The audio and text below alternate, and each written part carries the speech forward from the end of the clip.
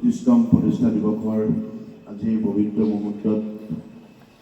উপস্থিত থকা সোণাপুৰ মহাবিদ্যালয়ৰ সন্মানীয় উপাধ্যক্ষ মহোদয়,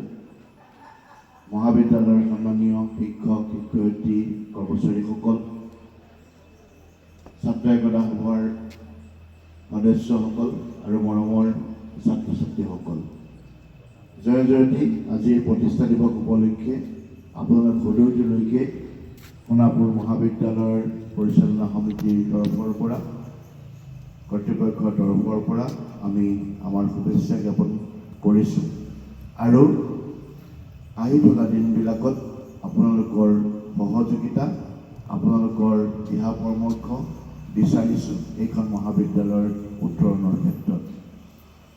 আজি 34তম বছৰ সোণাপুৰ মহাবিদ্যালয়ে বৰ্ষত ভৰি দিছে আৰু এই 34টা বছৰৰ যি আমাৰ ইতিহাস, এই ইতিহাস আচলতে এটি সমৃদ্ধ ইতিহাস আৰু এই সমৃদ্ধ ইতিহাসক আমি আগত ৰাখি, চকুৰ আগত ৰাখি প্ৰতিদিনৰ নিয়ম যিখিনি বদলি হৈ আহিছে, যিখিনি পৰিৱৰ্তন আমাৰ চকুৰ আগত পৰি আহিছে, এই পৰিৱৰ্তনখিনি এইখন মহাবিদ্যালয়ৰ উত্তৰণৰ সাক্ষী। 1991 চনৰ 2 আগষ্ট তাৰিখে প্ৰতিষ্ঠা হোৱা সোণাপুৰ মহাবিদ্যালয় আজি আহি এই অৱস্থাত অৱতীৰ্ণ হৈছে আৰু ইয়াৰ বাবে আমি যিসকল দূৰদৰ্শী ব্যক্তি, যিসকল ব্যক্তিৰ কৰ্মপ্ৰেৰণা, পৰিশ্ৰম আৰু ভৱিষ্যত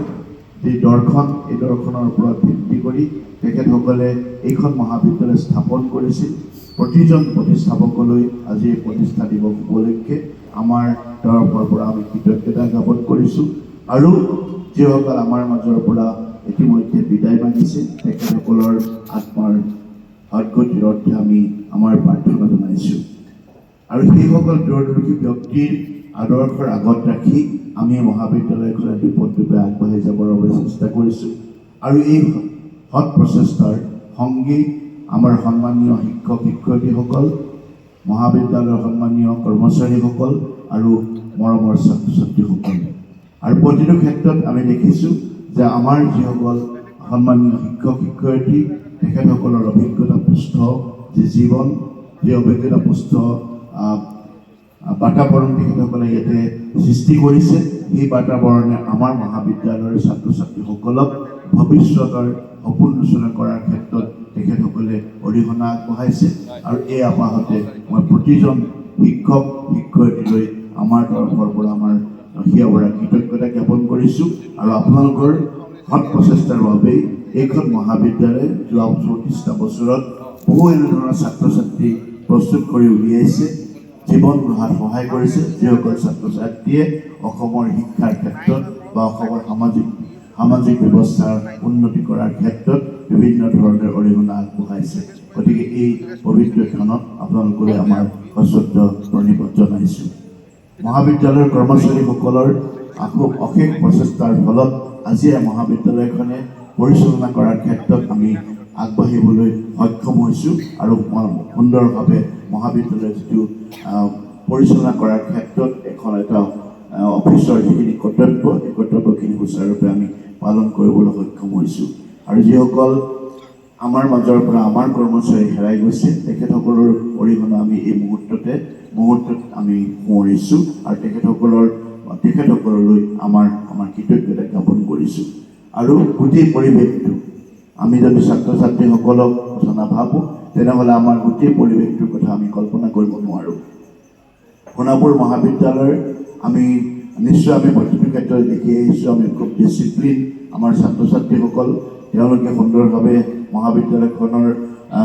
যি পবিত্ৰতা, এই পবিত্ৰ ৰক্ষা কৰাৰ ক্ষেত্ৰত সহযোগিতা আগবঢ়াই আহিছে আৰু ছাত্ৰ ছাত্ৰীসকলে নিজৰ ভৱিষ্যত সুদৃঢ় কৰাৰ লক্ষ্য আগত ৰাখি তেওঁলোকে সুন্দৰভাৱে পঢ়া শুনাৰ ক্ষেত্ৰত আগবাঢ়ি গৈছে আৰু এই ক্ষেত্ৰত এই গোটেই পৰিৱেশটো ৰচনা কৰাৰ ক্ষেত্ৰত ছাত্ৰ ছাত্ৰীসকলে যিখিনি সহযোগিতা আগবঢ়াইছে, তাৰ লগত ছাত্ৰ ইউনিয়নে যিখিনি সহযোগিতা আগবঢ়াইছে তাৰ বাবে সকলোলৈকে আমাৰ কৃতজ্ঞতা জ্ঞাপন কৰিছোঁ। মই এটা কথাতে ক'ব বিচাৰোঁ, শিক্ষাৰ ক্ষেত্ৰত সোণাপুৰ মহাবিদ্যালয়খনে এখনি পুণ্যভূমি আৰু এই পুণ্যভূমিত আমি প্ৰত্যেকজন ব্যক্তি ইয়াত উপস্থিত হৈ আছোঁ। গতিকে পুণ্যভূমিত আমি উপস্থিত থকা এজন ব্যক্তি হিচাপে আমাৰ দায়িত্ব এই মহাবিদ্যালয়খনক আমি কেনেধৰণেৰে সকলোৰে মাজত সুবান্ধোনেৰে বান্ধি একাগ্ৰতাৰে আমি মহাবিদ্যালয়খনৰ কাৰণে কাম কৰি এইখন মহাবিদ্যালয়ক আমি আৰু আগবঢ়াই লৈ যাব পাৰোঁ। আজি এই পবিত্ৰ দিনটোত আমাৰ মনত এটা কথাই অহাটো উচিত বুলি মই ভাবোঁ যে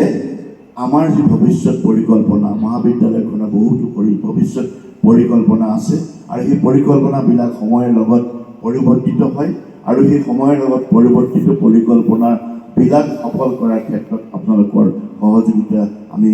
প্ৰতি মুহূৰ্ততে কামনা কৰিছোঁ, আজিও কামনা কৰিছোঁ। আৰু পৰিৱৰ্তিত শিক্ষা ব্যৱস্থাৰ পৰিৱৰ্তন ঘটিছে। গতিকে পৰিৱৰ্তিত শিক্ষা ব্যৱস্থাত আমি নিজক থিয় কৰি ৰাখিবৰ বাবে মহাবিদ্যালয়খনৰ সুনাম বৰ্তাই ৰাখিবৰ বাবে আমি বিভিন্ন নতুন পাঠ্যক্ৰমৰ সংযোজন কৰিব লাগিব আৰু এনেধৰণৰ যিবিলাক আৰু ছাত্ৰ ছাত্ৰীসকলেও তেওঁলোকেও এই মহাবিদ্যালয়খনৰ শৈক্ষিক বিকাশৰ ক্ষেত্ৰত সহযোগিতা আগবঢ়াব লাগিব। মহাবিদ্যালয় শিক্ষক কৰ্মচাৰীসকলেও ছাত্ৰ ছাত্ৰীসকলৰ শৈক্ষিক বিকাশত আজিলৈকে যেনেদৰে কৰি আহিছে তেনেদৰে তেখেতসকলে অৰিহণা আগবঢ়াই যাব লাগিব। আজি গৌৰৱেৰে আমি ক'ব পাৰিছোঁ এইখন মহাবিদ্যালয় নাকৰ দ্বাৰা A+ গ্ৰেডেৰে স্বীকৃতি লাভ কৰিছে। এয়া ভাৰতবৰ্ষতে এখন অনুষ্ঠান হিচাপে এটা শিক্ষানুষ্ঠান হিচাপে আমি গৌৰৱ অনুভৱ কৰিব পাৰোঁ। গতিকে এই ক্ষেত্ৰত আমাৰ শিক্ষক কৰ্মচাৰী আমাৰ সেই সময়ৰ IPSC কোঅৰ্ডিনেটৰ ডক্টৰ বিমান পাটোৱাৰী সকলোলৈকে মই পুনৰবাৰ ধন্যবাদ জ্ঞাপন কৰিছোঁ। এই আদৰ্শ আমাৰ মনত আমাৰ সকলো